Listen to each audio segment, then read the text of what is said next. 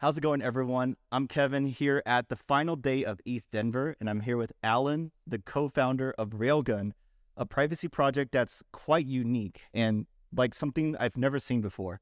But anyways, let's get started. Alan, what's the best way to refer to you, by the way? Oh man, that's a great question. I'm one of the co-founders of the Railgun Privacy Project, but probably more accurately, a lot of the people in the DAO call me the janitor. I'm not one of the developers or anything like that. Instead, if it's not writing code, it seems to be within my purview. Doing things like coordinating with auditors and talking to people like yourself or writing content, this kind of thing seems to be within my wheelhouse. A little bit of everything. Sounds fun. Sounds busy, but fun. Yeah. But anyways, this conversation is going to be all about privacy in crypto. We're going to talk about the big, the small, and about his project Railgun too. So if you care about privacy at all, you're going to want to listen to this. So Alan, let's start at the very top. Can you talk a little bit about the state of privacy in crypto as of 2023? Oh yeah. So I guess there's two sides of it really. I mean, there's some elements of crypto privacy that are actually really, really great. But generally speaking, a lot of it is really, really poor, right? And so you have I think a lot of people have like a common misconception that like the pseudonymous nature of things like Ethereum is enough to protect their anonymity, and that's just not accurate. In fact, we have a lot of companies like Nansen, Chainalysis, TRM Labs, the list goes on, the TIE, who would take and collect and collate and sell people's data to people who are subscribing or perhaps the highest bidder. And so we have that pursuit of pervasive data collection, which seems to be, really kind of picking up and having its stride currently. But then the other side of things, I would say that privacy is actually picking up as a narrative, broadly speaking, even outside of crypto, right? And that's really, really great to see. So if we kind of reflect on what kind of projects there are out there in the privacy ecosystem, you have things like, Zcash and Monero, which these are, something that you could use to take and transact privately. So I can take and send you tokens Exactly. in an anonymous fashion, or, you could send them to me, right? But that's really the limited use case there, the transfer of wealth, if you will. You have things like private L1s, like the Secret Network. I was Right. actually just on a podcast with Tor from Secret Network. They're working on some really exciting, privacy first blockchain technology. And then you have things like Railgun, right? And the point of Railgun is that it can take and bring privacy to where people are transacting today in a wholly public way. So for example, on Ethereum, everything's public. In fact, it's called a public ledger blockchain. Exactly. And this is decentralized and open to everyone on the internet. And what Railgun does by way of zero knowledge and some very cool smart contract logic, it allows you to transact privately on those public ledger chains. And so we have a lot of these really interesting pursuits and a lot of different facets of technological advancements that I would say that the state of privacy currently is it's getting better. And I think that the tide is definitely shifting away from people being data subjects and everyone collecting and collating and selling their data. People are becoming more and more aware of the lack of data privacy that they're having. And, we're seeing regulatory frameworks that highlight particular rights to privacy. Not just in crypto, I would say broadly that I'm pretty bullish on privacy. That's great to hear. And that actually sparked a question in my mind because like at ETH Denver this year, one of the biggest topics is ZK or zero knowledge. And I've been making some content, but I'm going to make a lot more coming soon. So tune into that, everyone. But is this one of the first like tangible, notable use cases of ZK tech just across crypto? Yeah, so I think that like there's two kind of pursuits when it comes to zero knowledge. And while they're not mutually exclusive, it seems to be the case that a lot of people pursue either zero knowledge for scaling or zero knowledge for privacy. Yeah, makes sense. And so and these two things, while they can coexist within an ecosystem, so for example, Railgun could deploy on, ZK EVM or ZK Sync or something like this. Right. it seems to be that like they're kind of like bifurcating in this really interesting way where people are pursuing like min-maxing of scaling and people are pursuing the the min-maxing of privacy. And so it's really interesting to see the tech develop in that way. But I think that the most interesting use case for zero knowledge, at least in my opinion, is around privacy. Yeah, that makes sense. Um, can you tell us a little bit about Railgun actually and how it works in a nutshell and why it's so special from a privacy perspective? Oh man, so the way that Railgun works, if you think about the mechanics of it, it's very akin to Zcash, where you have you can transact Zcash publicly, or you can transact Zcash privately. And we've actually taken and made that into very interesting smart contract logic that can be deployed on EVMs. Currently, it's deployed on Ethereum, Polygon, BSC, and then, of course, just very recently, Arbitrum, which we're very, very excited about. First privacy solution to be deployed onto an L2, a generalized L2, I should say. And so, yeah, if you have to think about it from the technical perspective, we could certainly get in the weeds of that, but I'm more of a how does it work? Yeah, high level. Yeah, from the end user's perspective, right? And basically what Railgun is technology that allows wallet providers to create incognito modes for their wallets, right? And so we have a partner project called Railway. They currently do this already. And it's, you can effectively transact publicly or you can transact privately. And so wallet providers can take and integrate this, and it can be an incognito mode, or conversely, dApp providers, people who are developing things like Aave or, things like Uniswap, SushiSwap, the list goes on. Any of the cool, fun degen activities that you like to partake in DeFi can integrate this as a way for their users to, maybe protect their alpha on their trading protocol or be able to stake anonymously and this be a competitive advantage. And so really, at the end of the day, Railgun is infrastructure for privacy that is geared towards public ledger blockchains where people are transacting already. And I like how you put it, the incognito mode for wallets, right? That's a great way to understand it for people who are wondering how this works. So as someone working deep in the privacy space, you've been here for a while, just building and on looking as well. What do you think like 5 years from now, it looks like privacy in the broader crypto world for us end users? Oh man, see, that's a great question. So I think in order to like extrapolate out into the future, you got to think about the past, right? And so I remember back in like 2017, there was like academic papers being written about like zero knowledge not being possible in EVM. And I mean, I guess we could see they're wrong, right? Yeah, exactly. And but at the time, this was reasonably accurate. The technology that existed was actually really cumbersome and not quite as performant as it is today, at least when you look at it in today's standards. So things like bulletproofs aren't very commonly used, zero knowledge technology, but they were certainly being used back then. And now we have a lot of really cool things, like we talked about just a second ago. In like zero knowledge scaling, these guys are really focused on making zero knowledge really, really performant. And I think that if we look into the future, I think that we'll see an end state where, 5 years from now, that privacy will be I think it'll be the default. Actually. Interesting. And I think that it's not because like this is like a new paradigm either. I believe that it's because privacy is actually, to quote the Zcash guys, right? Privacy is normal, right? And if we look at like finance, broadly speaking, throughout the stack, not just like hedge funds and things like this, where they have dark pools and are allowed to trade in a private fashion, but also like from the individual perspective, right? You can imagine, for example, going to a coffee shop and swiping your debit card, and what do they see? They see on their little maybe InGenCo terminal or something like this, it says approved.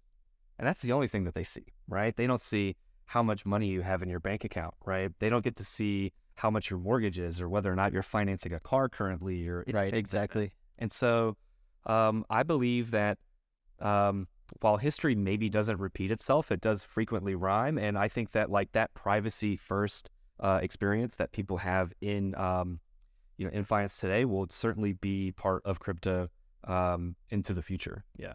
Yeah, that makes a lot of sense. And I like how you put the real world example of a debit card. But I guess one big concern in the privacy area is all the increasing government oversight. And it's kind of been slowly building towards that way. With, I guess I just want to get your general take on it. How do you see the government oversight playing out, and how will it affect projects like Railgun? Yeah. So I think that it's again, I'm a huge fan of like looking into history to think about like how things have been solved before and can we have any like echoings of what has happened in the past, right? And so whenever we look at the history of the internet, right, just broadly the internet, right, early on, it was really scary to the government, right? This is a very scary thing for the government. They're like, oh, these, cyber criminals and things like this are using the internet to communicate in liaison with each other in anonymous and encrypted ways. And this is very scary, right? But you fast forward today, like I can't think of one thing that I interact with the government with that's not on the internet, right? So for example, I pay my taxes on the internet, right? I can take and go to the government's website. Yeah, exactly. And I think that I think the same thing will happen in crypto. So early on, it's really spooky and it's scary and people are, unsure of where this technology is going. But, with time, we can see that it'll prevail and, governments will grow comfortable with it. And so, speaking directly about privacy, again, we look at, the ultimate reason why encryption tech, I believe anyway, the ultimate reason why encryption tech became so popular in a standard in the internet is because we wanted to transact on the internet, like take our credit cards and buy things, right? And now we do this all the time without ever thinking, right? And that's because we have like really strong and good encryption tech when it comes around making payments online. Exactly. In other words, it's private from other people who are out there looking to steal your data. And so whenever you buy things on Amazon, only you and Amazon are interacting in that particular transaction, right? And so, yeah, I believe that history will repeat itself in that same way, right? Where, yeah, it's public now, but I believe that the future state of it will be that there's like a privacy infrastructure that exists where people will be able to transact privately. And I think that the governments will, appreciate that.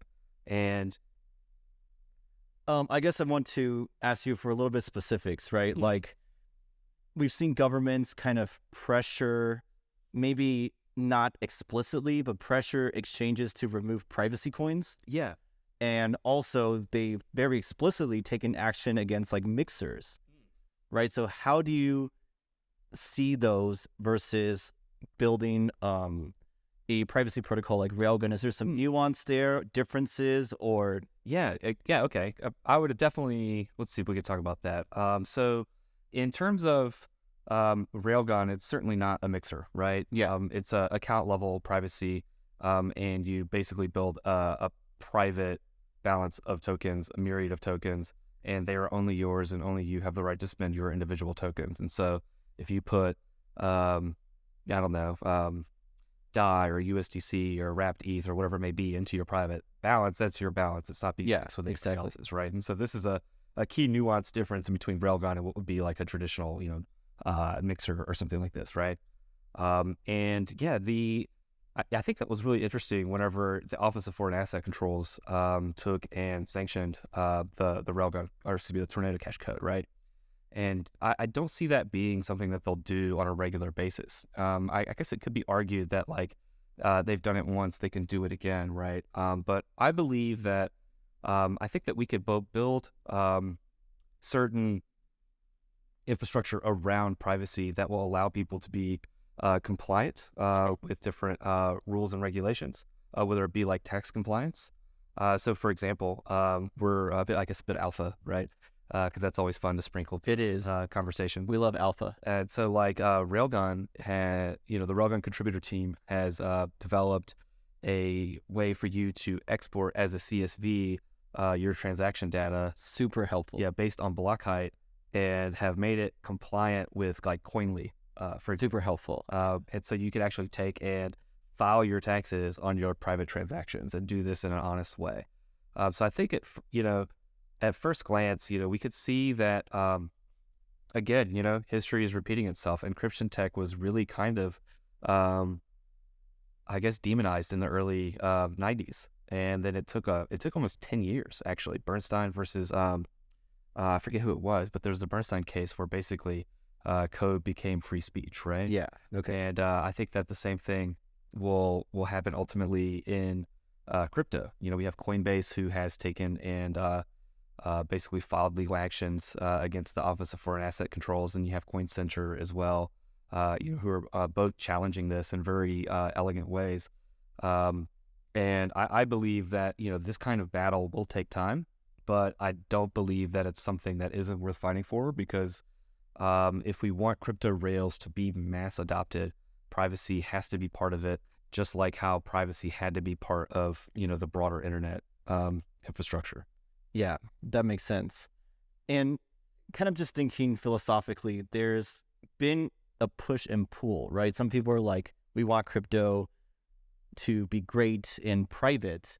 And then there's other people who are like, well, don't worry about the criminals using them, because we'll catch them using all these tools and whatnot. On-chain analytics. Yeah, on-chain analytics. So on-chain analytics, like you said earlier, are getting more powerful than ever before. How do you see kind of just that dynamic playing out, on-chain tools, the rise of them, and also new privacy protocols? I think that we'll start to see like a new regime of like mathematical compliance.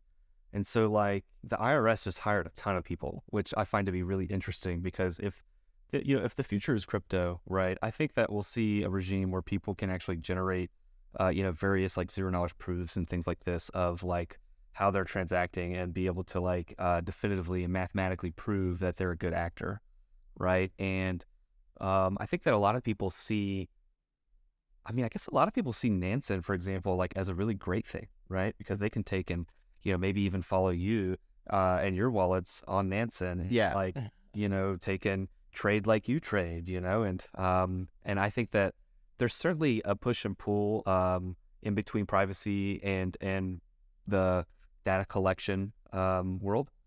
And I think that, broadly, it kind of goes back to the conversation of like, should crypto be public or should it be private?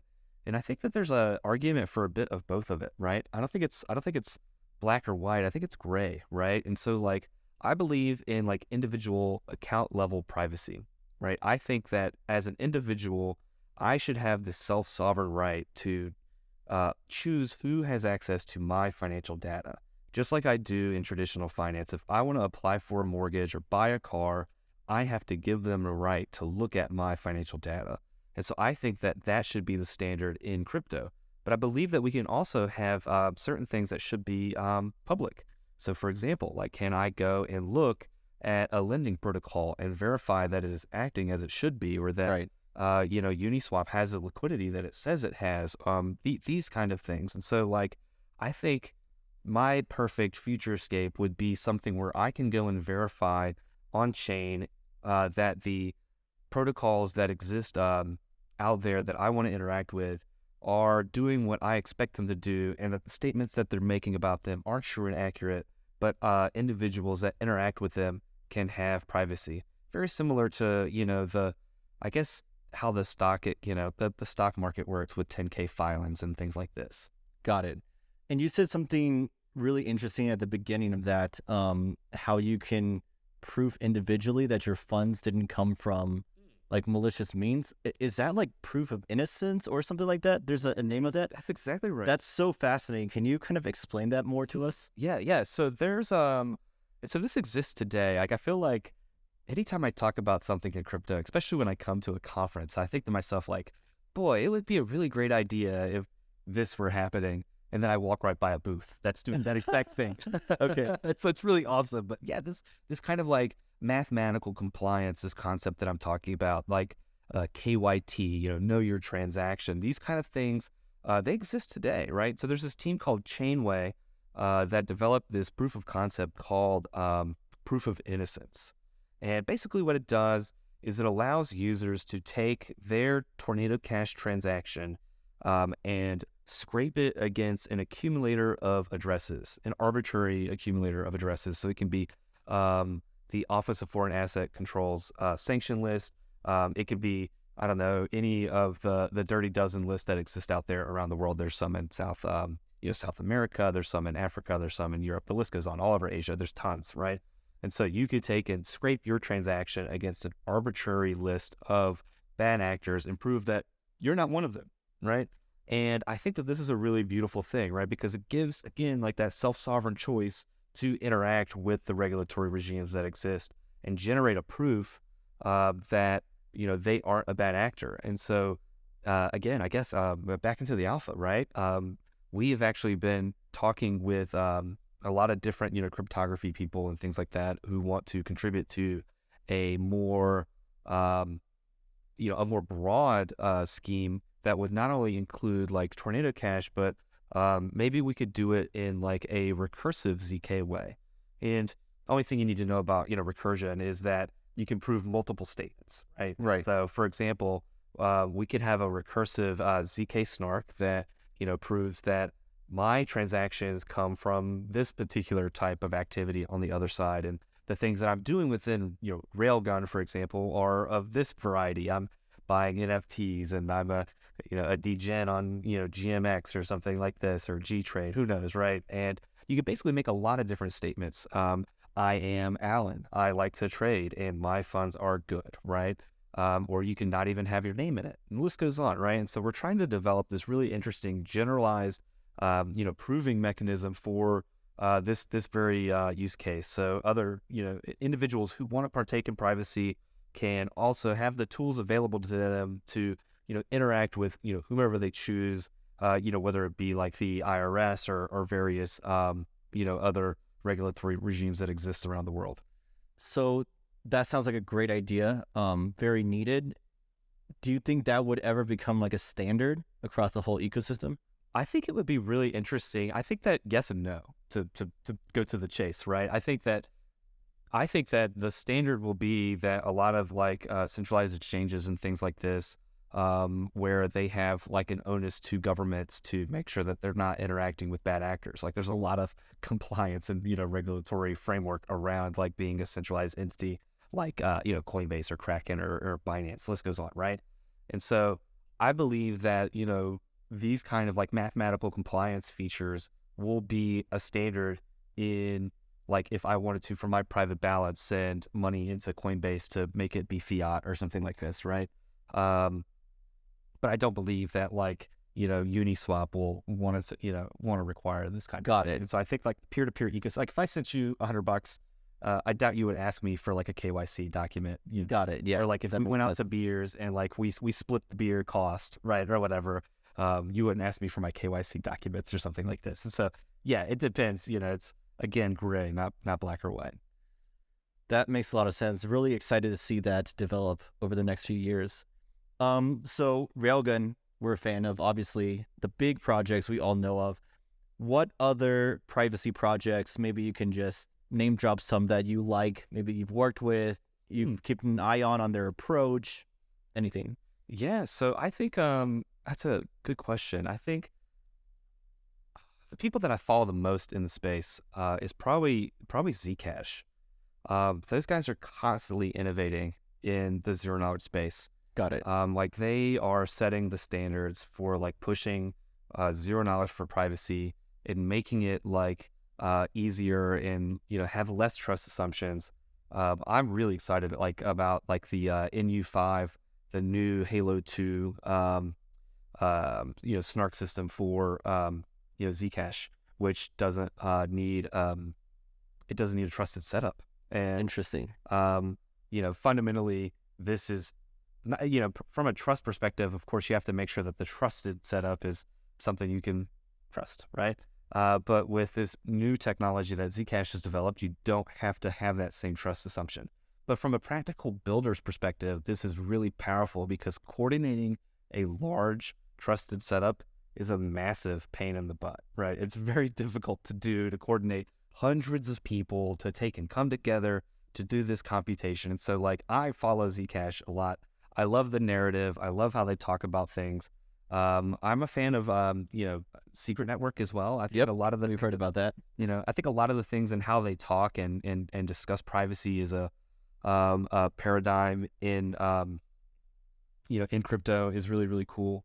Let's see who else. I think, I really like the guys at Elusive. I think that they're really cool guys. And What do they do? Elusive is like privacy on Solana. Okay, got it. And so like this is like a Rust-based implementation, right? Which is it's really, really challenging. We'd have to open up a whole nother conversation to discuss. Got it. It's really hard, but suffice it to say, those guys are really pushing some boundaries over there. And then not very privacy related, but again, the guys we just mentioned, Chainway, taking and developing and thinking about this like compliance infrastructure that could exist around privacy, I think is really, really interesting. Got it. Yeah, I'll definitely have to look at some of those I haven't heard of before. So I guess my final thing I want to ask you about, and I know for many people working in the privacy space, like price action is the least interesting part of it. But in crypto, a lot of times there's like narratives and trends and whatnot. And what was a little bit surprising to me in our last cycle, which would be like 2019 to 2022 or something like that, privacy, there were people who kind of interested talking about it, thinking that it would really take off, but it really just underwhelmed and underperformed as like a narrative per se. Do you just have any general thoughts about that? Yeah, I mean, so before I really started contributing to Railgun, it really wasn't a huge consideration of mine. And you called me ignorant, but it was I didn't really think about the privacy element of things, and it's because I believe that a lot of people take it for granted the level of privacy that they have throughout like their financial lives, if you will. So for example, like when we talked about swiping their debit card or, it's private, right? Starbucks doesn't learn about how much money you have, this kind of thing, right? And, we take a lot of that stuff for granted, just broadly speaking. And I think that now, and if we look at like crypto specifically, right, that run there was a lot of really new and interesting primitives, right? It was like, can I do a really cool fork of Ohm to Exactly. DeFi 2.0. Yeah, exactly. Like, can I do like these new and interesting DeFi primitives? And I think that privacy really wasn't a focus in terms of like the things that people wanted to innovate on. So like, can I do on-chain options? Can I do on-chain this, that, whatever it may be, right? We were all there for this run, but privacy really wasn't a focus of it. You're right. But I believe that's in part I believe we can kind of attribute it to one, people assume that crypto is more private than it is. Got it. Because a lot of like the tangential narrative around crypto is like, oh, there's bad actors and they're using it, so they must assume it's private, and that's not really the case, as people who are in the space know. But then two, I believe that reflecting back on the state of the union, if you will, the technology just really wasn't there to develop private crypto functionality. Like even still, like as we develop, the contributors are developing things for Railgun and the DAO, like we run into issues all the time, so for example, like this is really in the weeds, but like being able to develop a proving system that could live in an app like our partner Team Railway, that is compliant with Apple Store standards. Got it. That stuff doesn't exist, and so like you have to build it, right? So like I think in the last year, like in the last 2 years, we've seen a lot of development that like lowers the barrier for entry for other builders to offer privacy on their platform, where it just, if we looked at the initial part of that run, it didn't exist.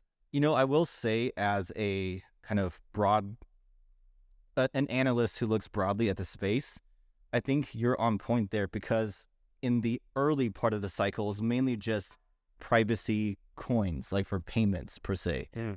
And those were not that interesting to me because they're just like simple, right? Right.